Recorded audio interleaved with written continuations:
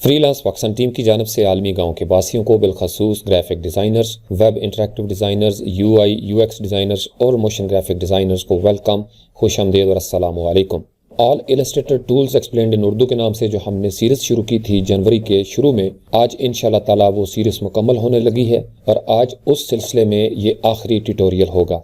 इस ट्यूटोरियल में हम बात करेंगे ये जो छोटे छोटे एडिशनल टूल्स हैं इलस्ट्रेटर के, जिसमें शामिल है slice tool, slice selection tool, hand tool, print tiling tool, zoom tool, fill and stroke, colour, gradient और नन, ड्राइंग मोड्स और स्क्रीन मोड्स। मैं कोशिश करूंगा कि इसको मुख्तसर कर सकूं। इनमें से बहुत सारे टूल्स ऐसे हैं जिनका इस्तेमाल हम पहले करते आ रहे हैं, जैसे हैंड टूल का इस्तेमाल है, जूम हम करते रहे, इसी तरीके से फिल और स्ट्रोक जो है वो हम करते आ रहे हैं, इसी तरीके से कलर और ग्रेडियंट के हवाले से भी हमने गाहे बगाहे बात की है। लेकिन आज हम इनको बतौर टूल्स के डिस्कस करेंगे और ये समझने की कोशिश करेंगे कि ये टूल्स जो हैं ये किस तरीके से हमारे काम आ सकते हैं। तो अगर आप टूल बार में आए तो यहाँ पे आर्टबोर्ड टूल के नीचे मौजूद है स्लाइस टूल। अगर हम इसके ऊपर क्लिक करें, थोड़ी देर के लिए होल्ड करें, तो ये एक मिनी टूल बार ओपन हो जाती है। इस छोटे से एरो पे क्लिक करके हम इस मिनी टूल बार को यहाँ से ओपन कर लेते हैं और इसको इस तरीके से अपने सामने रख लेते हैं। उसके बाद नीचे अगर आप देखें तो ये है हैंड टूल और इसके साथ भी छोटा सा एरो है। इसका मतलब ये है कि इसके अंदर भी कोई और टूल मौजूद है। राइट क्लिक हम यहाँ पे करते हैं और इस छोटे से एरो पे क्लिक करके इस मिनी टूल बार को भी हम अपने सामने रख लेते हैं। इसके अलावा जितने भी टूल्स हैं वो अपनी ज़ात में इंडिपेंडेंट हैं और उनको हम अलग से डिस्कस करेंगे। तो स्लाइस टूल, जैसा कि हमने इससे पहले जो सीरीज़ की थी all Photoshop tools explained in Urdu, उसके अंदर भी हमने स्लाइस टूल को डिटेल से डिस्कस किया था। अगर आप उस प्लेलिस्ट में जाएंगे तो आपको वहाँ पे भी स्लाइस टूल का ट्यूटोरियल मिल जाएगा। स्लाइस टूल का कीबोर्ड शॉर्टकट है Shift+K और इसका ताल्लुक है वेब डिज़ाइन के साथ। स्लाइस टूल से हम अपने डॉक्यूमेंट के ऊपर मुख्तलिफ हिस्सों को काटते हैं, उनके टुकड़े बनाते हैं कि अगर हमने उनको एक्सपोर्ट फॉर वेब करना है, हम चाहते हैं कि हमारे ये जो आइकन्स हैं ये अलग से एक्सपोर्ट हो जाएं। इसी तरीके से अगर हमने कोई बॉक्सेस बनाए हुए हैं और उन बॉक्सेस को हम एक्सपोर्ट करना चाहते हैं तो फिर हमें स्लाइस टूल की ज़रूरत पड़ती है। अब स्लाइस टूल का इस्तेमाल बिल्कुल सीधा है। जो ही हम इस टूल पे सेलेक्ट करते हैं तो ये एक चाकू सा आपको नज़र आएगा। ये नाइफ जो है इस तरीके से हमने करना क्या होता है कि इस तरीके से लेफ्ट माउस क्लिक को हम प्रेस करेंगे, होल्ड करेंगे और इस तरीके से हम ड्रैग करते हैं तो ये दरअसल आपकी एक स्लाइस इस तरीके से बन जाती है। अब इस स्लाइस को अगर आपने सेलेक्ट करना होगा तो फिर यूज़ होगा स्लाइस सिलेक्शन टूल। यानी आप इसको जो ट्रेडिशनल सिलेक्शन टूल है या डायरेक्ट सिलेक्शन टूल है उसकी मदद से आप इस तरीके से इसको सिलेक्ट नहीं कर सकते। अगर मैंने इसको एडिट करना है, इसका साइज़ छोटा बड़ा करना है, तो फिर मैं यूज़ करूँगा स्लाइस सिलेक्शन टूल। तो जो ही मैं यहाँ से इसको क्लिक करता हूँ तो अब आप देखेंगे कि जो ही मैं इसके करीब आता हूँ तो ये डबल हेडेड एरो जो है वो मुझे नज़र आता है। इस तरीके से पकड़ के मैं इसका साइज़ छोटा या बड़ा कर सकता हूँ। इसी तरीके से अगर मैं यहाँ पे आऊँ तो इसकी हाइट जो है वो भी मैं इंक्रीज़ कर सकता हूँ। तो ये इस तरीके से जो आपने स्लाइस बनाई थी इसके साथ स्लाइस सिलेक्शन टूल के साथ आप उसको छोटा या बड़ा इस तरीके से कर सकते हैं। तो स्लाइस टूल का बस इतना काम है। अब अगर मैं इसको एक्सपोर्ट करना चाहूँ Alt Ctrl Shift और S करके, तो ये मेरे सामने एक डायलॉग बॉक्स चाहिए ओपन हो जाता है। ये सेव फॉर वेब का डायलॉग बॉक्स है। तो इसके अंदर अगर आप देखें तो ये हैंड टूल है, इससे मैं मूव कर सकता हूँ।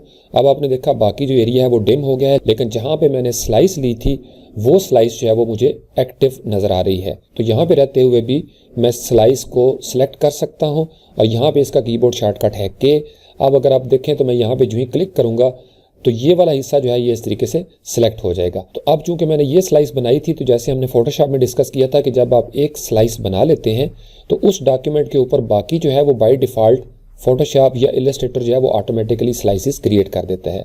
अगर हम इस पर क्लिक करें तो ये एक अलग स्लाइस है, इस पर क्लिक करें तो ये एक अलग स्लाइस है। जिस पे आप क्लिक करेंगे वो हाईलाइट हो जाएगी। इसका मतलब ये है कि अब आप उस मोड में हैं। तो यहाँ से हम इसको जूम करके देख सकते हैं। फिर अगर आप टॉगल करना चाहते हैं इसकी विजिबिलिटी को, कि आपको ये ना नज़र आए, समटाइम्स इसकी ज़रूरत होती है, तो इसको अगर आप क्लिक कर देंगे तो ये इस तरीके से आपके सामने डॉक्यूमेंट जो है वो व्यू होगा। अगर आप इसके ऊपर दोबारा क्लिक कर देंगे तो ये आपको स्लाइसेस जो है वो नज़र आना शुरू हो जाएंगी। अब यहाँ से ये है कि इसको आपने JPEG में एक्सपोर्ट करना है, PNG, या आपने इसका GIF बनाना है। फिर यहाँ पे क्वालिटी है, ब्लर वगैरह, साइज़ उसका कितना रखना चाहते हैं। और यहाँ पे देखें all slices, all user slices या सिलेक्टेड स्लाइस। तो जो ही हम सिलेक्टेड स्लाइस के ऊपर क्लिक करेंगे तो अब सिर्फ ये वाला हिस्सा जो है ये एक्सपोर्ट हो जाएगा। तो इसके बारे में इंशाल्लाह ताला बाद में कभी मैं आपको प्रिंट और एक्सपोर्ट के हवाले से डिटेल में बताऊंगा। फिलहाल आप इतना याद रखें कि इस तरीके से हम स्लाइसिस को एक्सपोर्ट कर सकते हैं। इसी तरीके से अगर आप यहाँ पे आए ऑब्जेक्ट के मेन्यू में, तो यहाँ पे एक बिल्कुल स्टैंड अलोन इसका मेन्यू मौजूद है। और यहाँ इसके अंदर अगर आप देखें तो पहले लिखा हुआ है मेक, यानी अगर आपने किसी चीज़ को सिलेक्ट कर लिया और यहाँ पे आके आप मेक के ऊपर क्लिक करेंगे तो वो स्लाइस बन जाएगी इसमें। और ये जो सिलेक्शन टूल के साथ हम बनाते हैं क्रिएट फ्रॉम सिलेक्शन, इसमें एक छोटा सा डिफरेंस है, वो अभी मैं आपको नए आर्ट बोर्ड पे जाके बताऊंगा। इसी तरीके से आप इसको रिलीज कर सकते हैं। क्रिएट फ्रॉम गाइड्स, जो आपका रूलर होता है, अगर आप वहाँ से रूलर लेके आएँ और किसी खास एरिया के ऊपर आप हॉरिजॉन्टल या वर्टिकल गाइड्स लगा लें तो आप उतने हिस्से की स्लाइस भी बना सकते हैं। उसके बाद यहाँ पे ये है डुप्लीकेट स्लाइस, इसको जब हम क्लिक करेंगे तो ये जो स्लाइस सेलेक्ट होगी ये डुप्लीकेट हो जाएगी। इसी तरीके से कंबाइन स्लाइसेस है, आप दो स्लाइसेस को कंबाइन कर सकते हैं। डिवाइड स्लाइस है, फोटोशॉप में भी हमने देखा था कि आप इसको डिवाइड कर सकते हैं। अगर मैं यहाँ से क्लिक करूँगा डिलीट ऑल तो स्लाइसेस जो है वो डिलीट हो जाएंगी, खत्म हो जाएंगी। तो यहाँ से हमने स्लाइस टूल लिया। अब फर्ज कर ले मैं इलस्ट्रेटर का ये जो आइकन है इसको स्लाइस करना चाहता हूँ, तो यहाँ से इस तरीके से मैंने सिलेक्शन की तो ये एक स्लाइस जो है वो हमारे सामने मौजूद है। स्लाइस के खाने में गए, यहाँ पे हम इसको कहते हैं डुप्लीकेट स्लाइस। तो जो ही आपने इसको क्लिक किया तो आपने ये देखा कि ये डुप्लीकेट स्लाइस हो गई है। अगर हम स्लाइस सिलेक्शन टूल को एक्टिवेट करें और आप इसको मूव करके देख सकते हैं कि ये डुप्लीकेट स्लाइस थी, यानी उसी साइज में एक और स्लाइस जो है वो तैयार हो चुकी है। अब चूंकि ये लेयर जो है वो लॉक है इसलिए हमें सिर्फ उतना बॉक्स जो है वो नजर आएगा। इसको क्लियर करना हो स्लाइस और यहाँ पे जाके हम दोबारा से डिलीट ऑल जो है इसको कर देंगे क्लिक, तो ये डिलीट हो जाएंगी। उसके बाद हम देखते हैं कि स्लाइस ऑप्शन जो है वो क्या चीजें होती हैं। तो जो ही हम इसके ऊपर हवर करते हैं तो हमें वो डिसेबल नजर आता है, चूंकि अभी हमारे पास कोई भी यहाँ पे ऐसा ऑब्जेक्ट नहीं जिसको हमने स्लाइस में कन्वर्ट किया हो। तो यहाँ से हम शिफ्ट पेज डाउन करके एक नए पेज पे जाते हैं इस तरीके से, और यहाँ पे हम क्या करते हैं, लेट्स से कि आपने इस तरीके से एक वेबसाइट का हेडर बना लिया और इसके अंदर हम कलर फिल कर लेते हैं, लेट्स से कि यहाँ पे ग्रीन। इसी तरीके से आपने इस रेक्टेंगल को डुप्लीकेट किया, कंट्रोल सी कंट्रोल एफ, और इसको हमने इस तरीके से इसका साइज जो है वो छोटा कर लिया और इसका कलर जो है वो हम थोड़ा सा डार्क कर लेते हैं ताकि इसके अंदर डिस्टिंक्शन नजर आना शुरू हो जाए। अब ये दो रेक्टेंगल्स आपने क्रिएट की थी। इसी तरीके से हम यहाँ से रेक्टेंगल टूल को दोबारा लेते हैं और यहाँ पे इस तरीके से एक बॉडी बना लेते हैं और इसका कलर जो है वो हम कर लेते हैं थोड़ा सा इस तरीके से लाइट, ताकि ये भी हमें इस तरीके से नजर आता रहे। अब ये आपने इस तरीके से एक ऑब्जेक्ट बना लिया। अब लेट्स से कि ये आपका लोगो है, यहाँ पे आपके मेन्यूज़ हैं, यहाँ पे अगर आप फर्ज कर लें कोई फुटर भी देना चाहते हैं तो रेक्टेंगल टूल को हमने सेलेक्ट किया इस तरीके से और यहाँ से एक रेक्टेंगल हम बना लेते हैं और इसमें कलर जो है वो हम फिल कर लेते हैं थोड़ा सा इस तरीके से, या इसको डार्क भी कर लेते हैं। इस तरीके से ये शेप्स बना ली। अब फर्ज कर ले मैंने इस शेप के ऊपर क्लिक किया, ऑब्जेक्ट के मेन्यू में जाता हूँ, स्लाइस के ऊपर हवर करता हूँ तो यहाँ पे अब आपको एनेबल नजर आएगा मेक। अगर मैं इसको क्लिक कर देता हूँ मेक, तो अब दरअसल उसने इस रेक्टेंगल को जो लोगो वाला हिस्सा था एग्जैक्टली उसके साथ जो है वो इसको स्लाइस बना दिया है, क्योंकि मैंने मेक के ऊपर क्लिक किया था।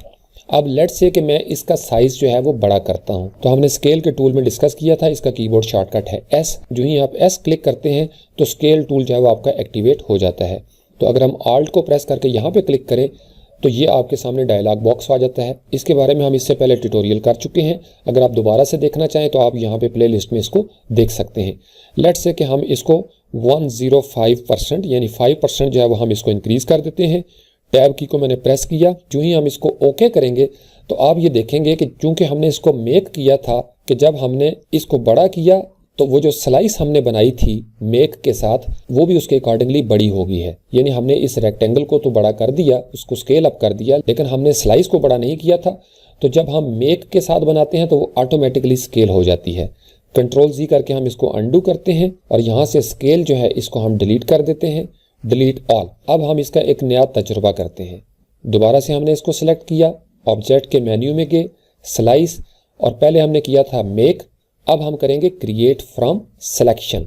यानी ये जो रेक्टेंगल हमने सिलेक्ट की है इस सिलेक्शन से हमें जो है वो स्लाइसेस बना के दे दो।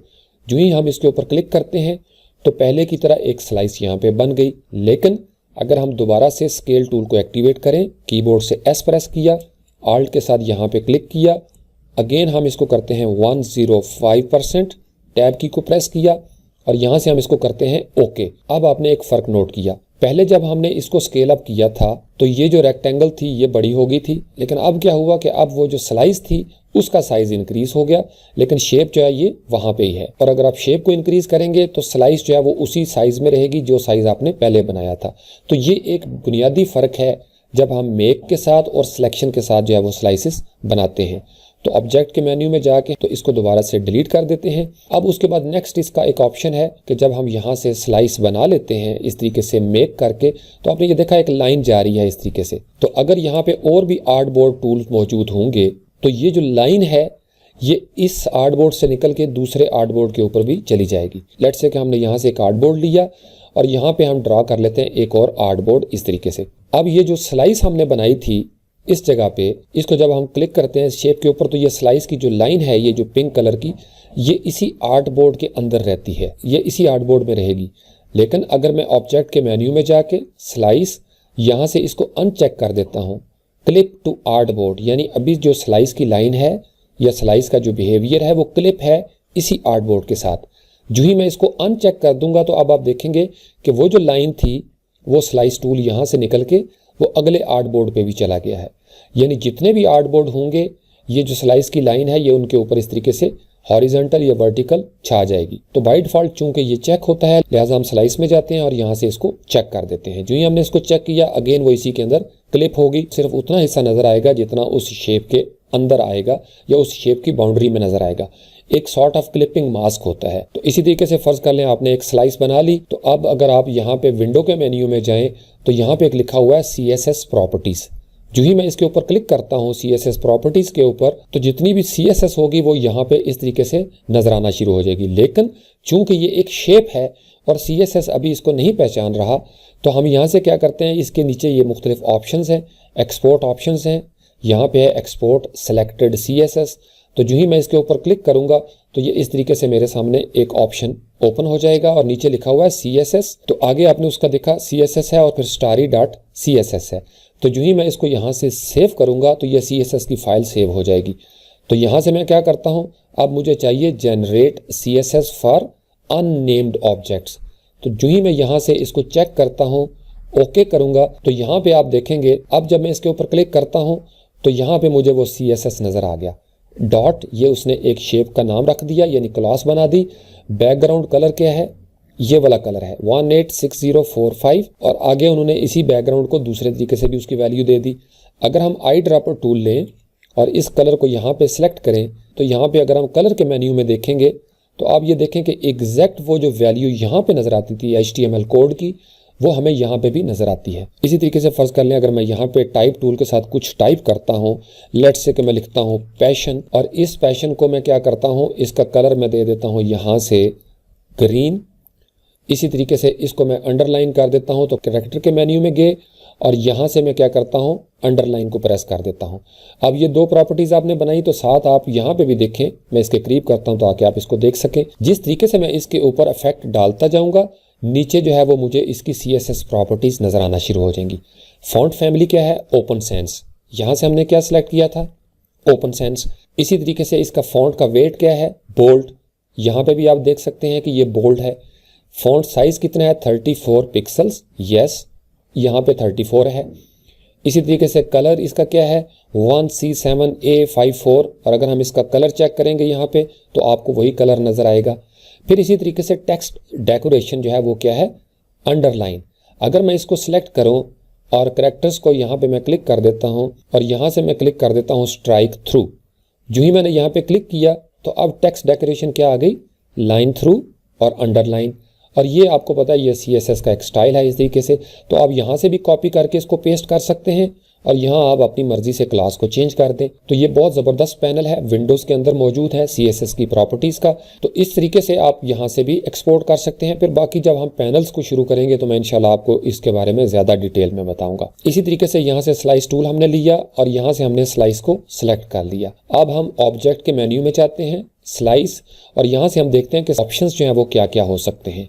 तो जो ही हमने इसके ऊपर क्लिक किया तो ये हमारे सामने एक ऑप्शन पैनल ओपन हो जाता है स्लाइस ऑप्शंस का। अब ये स्लाइस टाइप क्या है, इमेज है। अगर नो इमेज हो तो इस तरीके से ये नजर आएगा, लेकिन चूंकि शेप को हमने एज इमेज एक्सपोर्ट करना है लिहाजा वो पहले से चेक है।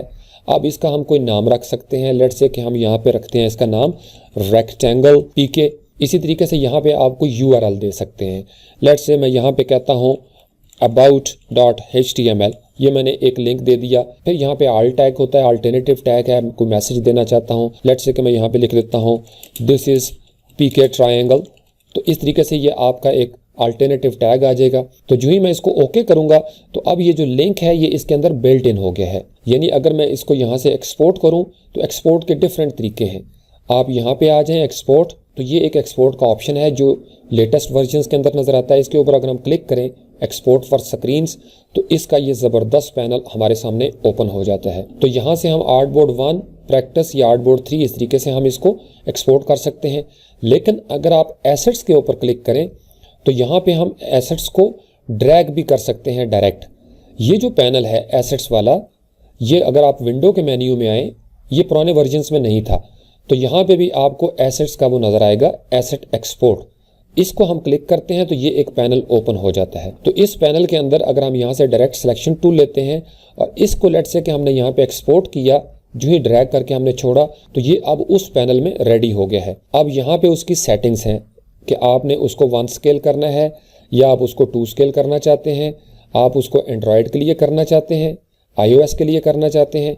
तो ये एक लंबी चौड़ी इसकी हिस्ट्री है। ये जब हम एक्सपोर्ट के बारे में डिटेल में बात करेंगे तो फिर मैं आपको इंशाल्लाह इसके बारे में तफसील से बताऊंगा। जब आप इस एक्सपोर्ट के बटन पे क्लिक करेंगे तो ये आपसे पाथ मांगेगा कि आप इसको अपने सिस्टम में कहाँ पे एक्सपोर्ट करना चाहते हैं। तो इसके मुख्तलिफ वर्जन्स या वेराइटीज जो हैं वो आपके पास एक्सपोर्ट हो जाएंगी। तो स्लाइस टूल के लिए फिलहाल इतना ही काफ़ी है आपके लिए। और उसके बाद तीसरा टूल है हैंड टूल। हैंड टूल बिल्कुल सीधा साधा टूल है, फोटोशॉप में भी हमने यूज़ किया था। इसका कीबोर्ड शॉर्टकट H है। H का मतलब ये है कि आपने हैंड टूल को एक्टिवेट कर लिया और इसका नॉर्मल इस्तेमाल क्या है कि जब ये टूल एक्टिवेट होगा तो आप इस तरीके से इसको पैन कर सकते हैं, तमाम आर्टबोर्ड्स के अंदर मूव कर सकते हैं। और ये आप आर्जी तौर पर भी फ़र्ज़ कर लें, अगर आपने पेन टूल को भी यहाँ से सिलेक्ट किया हुआ है तो आप अगर अपने कीबोर्ड पे स्पेस बार को प्रेस करेंगे तो ये वक्ती तौर पर आपका हैंड टूल जो है वो एक्टिवेट हो जाता है। तो आप इस तरीके से भी मूव कर सकते हैं।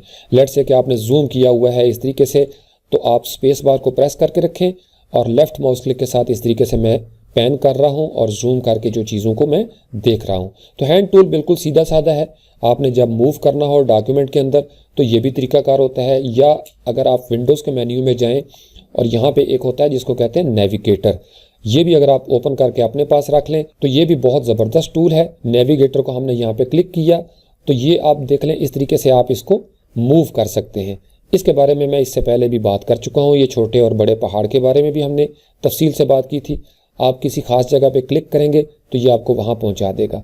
फ़र्ज़ कर ले हमने इलस्ट्रेटर की इस डॉट के ऊपर, ये जो आई के ऊपर डॉट होता है इसको इंग्लिश ग्रामर में टिटल कहते हैं, TITTLE। तो जो ही हम इसके ऊपर क्लिक करेंगे तो आपने देखा कि वो जो टिटल है, ये जो आई का नुक्ता है, ये हमारे सामने आ गया है। इसी तरीके से यहाँ से भी मैं इसको जूम करके देख सकता हूँ अपने डॉक्यूमेंट्स को। अगर किसी खास जगह पे क्लिक करूँगा वंस तो वो वाली जगह जो है वो मेरे सामने ओपन हो जाएगी। स्पेस बार को प्रेस करूँगा तो इस तरीके से हैंड टूल एक्टिवेट हो जाएगा और मैं अपनी मर्जी से डॉक्यूमेंट के अंदर कहीं भी मूव कर सकता हूँ। लेकिन अगर मैंने वापस फिट टू स्क्रीन पे जाना होगा तो मैं क्या करूँगा, कंट्रोल 0 करूँगा तो ये फिट टू स्क्रीन हो जाएगा। इसी तरीके से नेक्स्ट टूल है जिसको हम कहते हैं प्रिंट टाइलिंग टूल। ये प्रिंट टाइलिंग टूल भी इसी मिनी टूल बार के अंदर मौजूद है जिसमें हैंड टूल है। अब प्रिंट टाइलिंग का जो ज़्यादा इस्तेमाल है, आप यूँ समझ लें कि आपके इलस्ट्रेटर के अंदर एक बहुत बड़ा इमेज है जिसकी विड्थ 5 फुट है और हाइट उसकी 6 फुट है। फ़र्ज़ कर लें बहुत बड़ा पोर्ट्रेट है। अब चूंकि जो नॉर्मल प्रिंटर होते हैं उनमें बड़ा पेज जो है उसका साइज़ होता है A3 का, तो आपके पास अगर A3 है और आपने 5 फुट बाई 6 फुट को एक्सपोर्ट करना है, प्रिंट करना है, तो लाजमी बात है फिर आपको किसी ऐसे टूल की ज़रूरत होगी जो आपको पूरे का पूरा इमेज जो है वो आपको उसी तरीके से प्रिंट दे जितना उसका असल साइज़ है। तो उसके लिए फिर A3 की बहुत सारी कॉपियाँ यूज़ होंगी, लेकिन उसके लिए हम ये टूल यूज़ करते हैं प्रिंट टाइलिंग टूल। तो यहाँ पे आप वंस क्लिक करेंगे तो आप ये देखेंगे इस तरीके से, तो इस तरीके से एक बाउंड्री जो है वो हमारे सामने आ जाती है। लेकिन पहले हम स्लाइसेस को यहाँ से डिलीट करते हैं, स्लाइस, और यहाँ से हम कर लेते हैं डिलीट ऑल। तो प्रिंट टाइलिंग पे जब हम क्लिक करेंगे तो ये आपका इस तरीके से एक बाउंड्री जो है वो नज़र आना शुरू हो जाएगी। इसी तरीके से जब आप इसका प्रिंट करने लगेंगे तो आप वहाँ से अपने पूरे इमेज को सिलेक्ट करेंगे और टाइलिंग के ऑप्शंस को वहाँ से चेक कर देंगे तो इलस्ट्रेटर आपको बता देगा कि आपके A3 के जो पेजेस हैं वो 20 लगेंगे, 15 लगेंगे या 10 लगेंगे। तो इसका सिर्फ इतना ही फंक्शन है, मैं ज़्यादा इसकी डेप्थ में नहीं जाता चूँकि मेरे पास यहाँ इस सिस्टम के साथ प्रिंटर नहीं लगा हुआ, तो इसलिए इस बात को हम यहाँ पे ही छोड़ते हैं। लेकिन अगर कभी आप में से किसी की ज़रूरत हुई प्रिंटिंग के हवाले से तो फिर मैं इंशाल्लाह इसको कोशिश करूंगा कि प्रिंटर का बंदोबस्त करके मैं आपको उसके ज़रिए इसकी डेमोस्ट्रेशन दे सकूं। अब ये जो आपका बाउंड्री बॉक्स नज़र आता है ये आमतौर पर बड़ा तंग करता है, इरिटेट करता है, चूँकि इसको आप सिलेक्ट करके ख़त्म नहीं कर सकते, ना सिलेक्शन टूल के साथ ना डायरेक्ट सिलेक्शन टूल के साथ।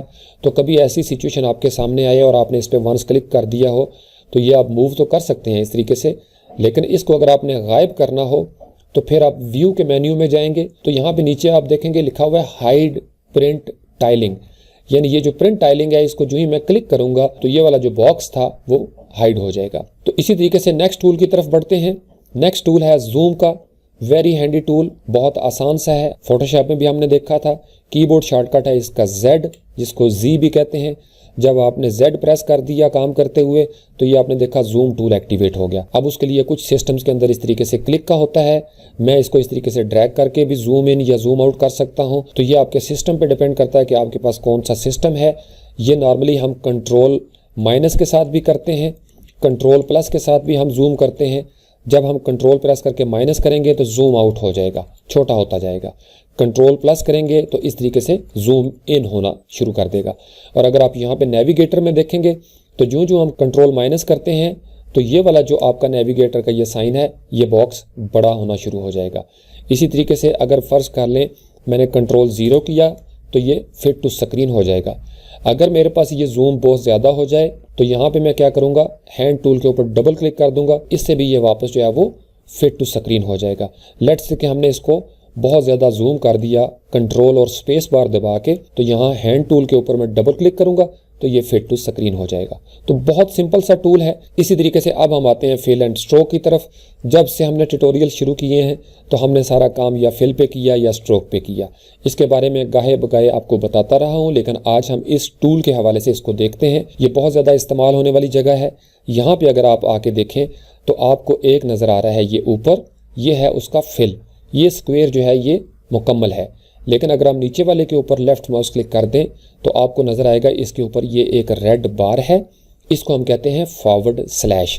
एक होती है बैक स्लैश और एक होता है फॉरवर्ड स्लैश। तो इसको याद रखने की जो सादा सी टेक्निक है जिससे ये टूल मुझे याद रहता है, क्योंकि शुरू में मुझे पता ही नहीं चलता था कि बैक स्लैश क्या है और फॉरवर्ड स्लैश क्या है। तो फॉरवर्ड स्लैश को आप यूँ समझ लें कि जब आप उसको देखें तो जिसका झुकाव आगे की तरफ हो, जो आगे की तरफ झुकी हुई हो, ऊपर से टॉप जिसका आगे की तरफ बेंड हुआ हो, वो होती है फॉरवर्ड स्लैश। लेकिन वो चीज़ जो पीछे की तरफ झुकी हुई होती है उसको हम कहते हैं बैक स्लैश। ये दोनों स्लैशेस जो हैं वो आपके कीबोर्ड पे मौजूद है। एक जो है वो इस तरीके से आपको नज़र आएगी, ये फॉरवर्ड स्लैश है, इसका ऊपर वाला हिस्सा आगे की तरफ झुका हुआ है। और एक दूसरी होती है टाइप टूल के साथ, अगर हम यहाँ पर डालें तो ये वाली जो स्लैश होती है ये होती है बैक स्लैश। अब देखें चूँकि हमने वहाँ से स्ट्राइक थ्रू सेलेक्ट किया हुआ था तो यहाँ से हम जाएंगे करैक्टर के मेन्यू में और यहाँ से स्ट्राइक थ्रू को हम ख़त्म कर देते हैं, अंडरलाइन को भी ख़त्म कर देते हैं ताकि हमें क्लियर नज़र आना शुरू हो जाए चीज़ें। तो ये है जो पीछे की तरफ झुकी हुई बैक स्लैश यानी पीछे की तरफ स्लैश है, और फॉरवर्ड स्लैश जो फॉरवर्ड यानी आगे की तरफ झुकी हुई है। ये जो पहले वाला कलर है इसके ऊपर अगर आप हवर करें तो लिखा हुआ है एक्स जो है वो हम शुरू से यूज़ करते आ रहे हैं। एक्स के साथ क्या होता है, फेल की जगह पे स्ट्रोक ऊपर आ जाता है, फिर एक्स को प्रेस करेंगे तो फेल ऊपर आ जाएगा, और ये यहाँ पे भी आपको नज़र आएगा, यहाँ पे भी आपको नज़र आएगा। अब आप यहाँ पे नज़र रखें और मैं अपने कीबोर्ड से एक्स प्रेस कर रहा हूँ तो इस तरीके से ये हमें फेल या स्ट्रोक जो है ये नज़र आना शुरू हो जाता है। इसी तरीके से एक होता है शिफ्ट प्लस एक्स। अगर आप अपने कीबोर्ड से शिफ्ट प्रेस करके एक्स प्रेस करेंगे तो आप यहाँ पे नज़र रखें, ये वाली जो जगह है, और मैं कीबोर्ड से प्रेस करूँगा शिफ्ट प्लस एक्स तो ये जो फेल कलर होगा ये स्ट्रोक बन जाएगा। चलें पहले हम क्या करते हैं, स्ट्रोक को भी कोई कलर दे देते हैं। हमने यहाँ पे ग्रीन कलर दे दिया स्ट्रोक के अंदर, और फिल कलर के ऊपर क्लिक करके इसको हम ऊपर ले आते हैं। अब मैं अपने कीबोर्ड से प्रेस करता हूँ शिफ्ट और एक्स के ऊपर मैं उंगली के साथ टैप करता हूँ तो आपने ये देखा फिल कलर ब्लैक था तो स्ट्रोक का ब्लैक कलर हो गया, और जो स्ट्रोक का ग्रीन कलर था वो अब फिल में ग्रीन कलर हो गया। अगेन शिफ्ट एक्स करूँगा तो ये इस तरीके से एक दूसरे के साथ बदलना शुरू हो जाएगा। और इसको आप याद रखें ताकि आप प्रोजेक्ट पे काम करते हुए बजाय इसके कि यहाँ पे आएँ या यहाँ पे आके आप इसको एरोज़ के ऊपर क्लिक करें, तो बेहतर यह है कि आप इन दो कीबोर्ड शॉर्टकट्स को याद रख लें ताकि फौरी तौर पर इस तरीके से एक एफिशिएंसी का लेवल आपके अंदर आ जाए। इसी तरीके से अगर फ़र्ज़ कर लें आपने डिफ़ॉल्ट कलर स्कीम की तरफ जाना है जो कि ब्लैक एंड वाइट होता है, तो आप अपने कीबोर्ड से डी प्रेस कर देंगे। फोटोशॉप के अंदर भी डिफ़ॉल्ट कलर्स को लाने के लिए यही कीबोर्ड शॉर्टकट है डी। उसके बाद नेक्स्ट है, अगर आप नीचे आके देखें तो ये तीन आपको आइकन्स नजर आ रहे होंगे। एक है कलर का, उसके साथ है ग्रेडियंट का और उसके साथ है नन का। और इनके कीबोर्ड शॉर्टकट ये हैं, जो आपका लेस देन का साइन है जिसको हम एंगल ब्रैकेट्स भी कहते हैं, ये होता है लेस देन। जैसे आप मैथ में करते हैं, छोटा है, बड़ा है, लेस देन या ग्रेटर देन, तो लेस देन का साइन जो है ये कलर के लिए है। अगर मैं कीबोर्ड से लेस देन का साइन प्रेस करता हूँ तो ये दरअसल कलर के मोड में मैं चला जाता हूँ। आपने यहाँ पे नज़र रखनी है इस जगह पे, या आप यहाँ पे भी नज़र रख सकते हैं। जब पहली दफ़ा मैं लेस देन का साइन प्रेस करता हूँ इस एंगल ब्रैकेट को, तो ये कलर है। लेकिन अगर मैं ग्रेटर देन के साइन के ऊपर इस तरीके से उंगली के साथ टैप करूँगा तो ग्रेडियंट आ जाएगा, चूँकि यहाँ पे सेकंड आइकन जो है वो ग्रेडियंट का है। तो इसी के साथ है तीसरा फॉरवर्ड स्लैश का। अगर मैं फॉरवर्ड स्लैश के ऊपर एक दफ़ा टैप कर देता हूँ तो आपने देखा वो जो फिल कलर था यहाँ पे वो रेड लाइन स्ट्राइक थ्रू कर गई, यहाँ पे भी और इसी तरीके से यहाँ पे भी। लेकिन अगेन अगर मैं ग्रेटर देन के साइन के ऊपर क्लिक करूँगा तो फिल कलर की जगह पे ग्रेडियंट आ जाएगा और ये पैनल जो है ये हमारे सामने ओपन हो जाएगा। ग्रेडियंट टूल के हवाले से हमने डिटेल में ट्यूटोरियल किया था, वो आप इस प्लेलिस्ट में देख सकते हैं। इसी तरीके से नीचे जो है ये बहुत दिलचस्प है और इसका समझना बड़ा ज़रूरी है, चूँकि मैंने बहुत सारे सीनियर इलस्ट्रेटर्स को भी देखा है कि वो काम करते करते काफ़ी सीनियर हो जाते हैं, लेकिन उनको ड्राइंग मोड्स का उस तरीके से पता नहीं होता। बहुत सारे लोगों को पता भी है यकीनी तौर पर। ये आप अभी इसी स्टेज पे जब आप लर्निंग शुरू कर रहे हैं तो इसको आप सीख लें। इसको हम कहते हैं ड्राइंग मोड्स। तो ये इलस्ट्रेटर का दिलचस्प सेक्शन है। ड्राइंग मोड्स का कीबोर्ड शॉर्टकट है शिफ्ट प्लस डी। जो ही हम अपने कीबोर्ड से शिफ्ट प्लस डी प्रेस करेंगे तो हम दरअसल इस टूल को एक्टिवेट कर लेंगे। अगर आपके पास टूल बार जो है वो इस तरीके से नजर आए 2 कॉलम्स में, तो ये आप इनको 1 बाय 1 भी देख सकते हैं। सबसे पहले मोड होता है जिसको हम कहते हैं ड्रॉ नॉर्मल। नॉर्मल का मतलब जैसे नॉर्मल हम ऑब्जेक्ट्स क्रिएट कर रहे होते हैं, मैंने ये रेक्टेंगल्स बनाई तो ये नॉर्मल अंदाज में था। लेकिन अगर मैं इसको क्लिक कर देता हूँ ड्रॉ बिहाइंड को, तो ड्रॉ बिहाइंड का लॉजिक बेसिकली वही चीज़ है जैसे हम चीज़ों को अरेंज करते हैं। अब अगर मैं एक एलिप्स टूल लेता हूँ और मैं इसके ऊपर ड्रॉ करना चाहता हूँ इस तरीके से, एक ओवल शेप लेट से कि मैंने बना लिया और इसका कलर जो है मैं चेंज करता हूँ ताकि आप इसको देख भी सकें इस तरीके से। जो ही मैं इसको ओके करता हूँ तो आपने नोट किया कि रेक्टेंगल्स ऊपर थी, लेकिन जब मैंने मोड यहाँ से ड्रॉ बिहाइंड का सिलेक्ट किया तो उसने शेप जो है वो पीछे ड्रॉ कर दी। ये बिल्कुल वही चीज़ है। लेट से कि इसको अगर मैं क्लिक करता हूँ यहाँ से और डिलीट कर देता हूँ, अगर मेरे पास ड्रॉ नॉर्मल यहाँ पे सिलेक्ट है और फिर मैं एलिप्स को ड्रॉ करता हूँ इस तरीके से, तो अब एलिप्स चाहिए ऊपर ड्रॉ होगी, जो कि नॉर्मल बिहेवियर है। शुरू से आप देखते आ रहे हैं कि जब हमने एक ऑब्जेक्ट को बनाना है, दूसरा ऑब्जेक्ट बनाएंगे तो वो उसके ऊपर ड्रॉ होगा। फिर हम क्या करते थे, राइट क्लिक करते हैं, अरेंज में जाते हैं और उसके बाद इसको क्या करते हैं, सेंड बैकवर्ड। इस तरीके से हम सेंड बैकवर्ड करते हैं या इसको हम करते हैं सेंड टू बैक। तो ये ऑब्जेक्ट जो है ये उसके पीछे चला जाएगा। लेकिन अगर आपके पास फर्ज कर लें 50 लेयर्स हैं, 50 ऑब्जेक्ट आपने बनाए हुए हैं और आप चाहते हैं कि सब लेयर्स के पीछे मैं कोई बैकग्राउंड दूं, तो फिर आप यहाँ से इस मोड को पहले ही क्लिक कर लें और उसके बाद जब आप इस तरीके से ड्रॉ करेंगे तो वो ऑब्जेक्ट जो होगा वो तमाम ऑब्जेक्ट्स के पीछे जो है वो ड्रॉ होना शुरू हो जाएगा। अब आपने एक चीज़ नोट की कि यहाँ पे ये इन तमाम चीज़ों के पीछे तो ड्रॉ हो गया, लेकिन इनके पीछे ड्रॉ नहीं हुआ। उसकी रीज़न ये है कि इस लेयर को मैंने लॉक किया हुआ है। यहाँ पे अगर आप आके देखें तो मैं इसको लॉक कर देता हूँ ताकि जब मैं समझा रहा हूँ तो मुझे एक्सीडेंटली इसके ऊपर कहीं क्लिक करके ये वाले हिस्से जो है ये ख़राब ना हो जाए, तो मैं उस लेयर को यहाँ से लॉक कर देता हूँ। इसी तरीके से जो इसके आगे है वो है ड्रॉ इनसाइड। अब ड्रॉ इनसाइड बड़ा दिलचस्प है। तो ये उस वक्त एनेबल होगा जब कोई चीज़ आपकी सेलेक्ट होगी। तो लेट्स से कि मैंने इसको सेलेक्ट किया, अब आपने देखा वो एनेबल हो गया है। अब ड्रॉ इनसाइड के ऊपर वंस हमें क्लिक करना पड़ता है। वंस क्लिक किया तो आपने ये देखा ये छोटी छोटी लाइनें आपको नजर आना शुरू हो गई हैं, ये जो डॉटेड बॉर्डर्स है। बाहर एक दफ़ा क्लिक कर दें तो ये दरअसल अब आपका ड्रॉ इनसाइड वाला मोड एक्टिवेट हो गया है। अब यहाँ से हम एक एलिप्स टूल लेते हैं और यहाँ से हमने ओके किया और यहाँ मैंने एक रफ सी इस तरीके से एक एलिप्स जो है वो बना दिया। जो ही मैं इसके ऊपर क्लिक करूँगा तो आप ये देखेंगे कि किस तरीके से उसने दरअसल क्लिप कर दिया। अब आप इससे अंदाज़ा लगा सकते हैं कि आपने इसके अंदर कोई टेक्सचर लगाना है। सिंबल्स के मेन्यू में हम जाते हैं, तो यहाँ से फ़र्ज़ कर लें हम ले लेते हैं आर्टिस्टिक टेक्सचर्स, और टेक्सचर्स के मेन्यू में से हमने ड्रॉ कर लिया ये वाला टेक्सचर और इसको हम बाहर ले आते हैं और शेप के मेन्यू से इसको अनलिंक कर देते हैं। अब ये जो टेक्सचर था इसको इस तरीके से हमने एनहेंस किया। अब आपने देखना है कि चूंकि ये जो टेक्सचर है ये अभी बाहर भी पड़ा हुआ है, यहाँ से फ़र्ज़ कर लें मैं इसको एक्सपेंड कर लेता हूँ इस तरीके से। जो ही मैं बाहर क्लिक करूँगा तो ये सिर्फ उतने हिस्से में नज़र आएगा जितने हिस्से में ये शेप है और जिसको मैंने सेलेक्ट करके इंस्ट्रक्शंस दी थी कि ड्रॉ इनसाइड। इसी तरीके से अगर फ़र्ज़ कर लें मैंने ब्रश टूल एक्टिवेट किया और ब्रश टूल का मेरा कलर जो है वो वाइट सेलेक्ट है, तो मैं इस तरीके से एक लाइन जो है वो ड्रॉ करता हूँ, तो ये भी अगेन जो है वो उसी के अंदर ड्रॉ होगी। तो अगर फ़र्ज़ कर लें मैंने इस क्लिपिंग मास्क के अंदर किसी चीज़ को सिलेक्ट करना है तो उसके 2-3 तरीके हैं। आपने इसको शेप को सिलेक्ट किया तो यहाँ पे आप आके देख सकते हैं ये लिखा हुआ है एडिट क्लिपिंग पाथ और ये है एडिट कंटेंट्स। इसके ऊपर आप क्लिक करेंगे तो आप कंटेंट्स को इस तरीके से छोटा या बड़ा कर सकते हैं। तो आप कोई भी टेक्सचर जो है वो अपनी शेप्स के अंदर दे सकते हैं। अपने करैक्टर्स को सिलेक्ट करके ड्रॉ इनसाइड को आप सिलेक्ट कर लें तो आप इसको ईजिली यहाँ से क्लिप कर सकते हैं। या इसका तरीकाकार ये होता है कि आपने फ़र्ज़ कर लें इसको सिलेक्ट किया तो लेयर्स के मेन्यू में जाएं, इसके ऊपर क्लिक करें और डायरेक्ट जहाँ पे लिखा हुआ है लेयर्स के मेन्यू के अंदर क्लिप ग्रुप, इस क्लिप ग्रुप के अंदर अगर आप क्लिक करेंगे तो ये वो शेप है जो हमने बेसिकली नीचे ड्रॉ की थी। तो हम यहाँ से भी इसको लॉक कर सकते हैं, उस सूरत में भी आप अपने टेक्सचर को यहाँ से मूव कर सकते हैं। तो ये मुख्तलिफ तरीके हैं जिस तरीके से आपको मुनासिब लगता है। तो ड्रॉ इनसाइड की प्रैक्टिस आप ज़रूर करें चूँकि ये बहुत हैंडी टूल है। आप इसके साथ अपनी मर्जी से दिलचस्प ड्राइंग्स कर सकते हैं। फोटोशॉप में और इलस्ट्रेटर के क्लिपिंग ग्रुप में एक बड़ा दिलचस्प फ़र्क है। अगर आप यहाँ पे लेयर्स के पैनल में देखें, क्लिप ग्रुप है, रेक्टेंगल हमारी ऊपर है और जिन चीज़ों को हमने क्लिप किया वो नीचे हैं, लेकिन फोटोशॉप में जिन ऑब्जेक्ट्स को क्लिप किया जाता है वो उस शेप के ऊपर होते हैं। तो ये एक मेन फ़र्क है। तो कंट्रोल Z करके हमने फिट टू स्क्रीन किया ताकि ये हमारे सामने मौजूद हो। इसी तरीके से सिंबल्स के पैनल को भी हम डिलीट कर देते हैं। और उसके बाद सबसे आखिरी टूल 84+ टूल में ये सबसे आखिरी टूल है अल्हम्दुलिल्लाह। यहाँ पे अगर आप देखें तो ये टूल है स्क्रीन मोड्स का।